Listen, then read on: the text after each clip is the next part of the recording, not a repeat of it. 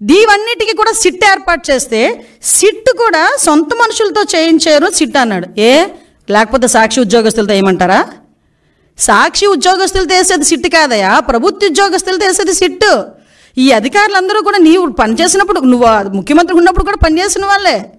ప్రభుత్వ ఉద్యోగులు, police department వాళ్ళు ఒక ఐజీ ర్యాంకర్ని సిట్ ఏర్పాటు చేసి ఆ సిట్కి మీరు సిట్కి మొత్తం అంతా రెడీ చేసి దర్యాప్తు చేయండి అని చెప్తే ఆ సిట్ మీద కూడా మీరు కామెంట్ చేస్తున్నారంటే మీరు తప్పుని కప్పిపుచ్చుకోవడానికి ఎంత ప్రయత్నం చేస్తున్నారు?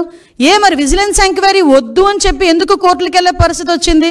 అసలు యాక్చువల్గా ఈ తిరుమల తిరుపతి దేవస్థానం తాలూకా లడ్డూ గురించి కూడా మాట్లాడకూడదు అని వీళ్ళు ఎక్కడో కూడా ఒక ఇది కూడా పెట్టారు, కేసు కూడా వేశారు.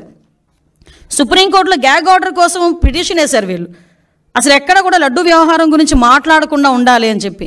అంటే వీళ్ళు చేసిన పొరపాటు తెలిసిపోతుంది అని చెప్పి ఎంత దారుణంగా మాట్లాడుతున్నారో మనకు అర్థమవుతుంది.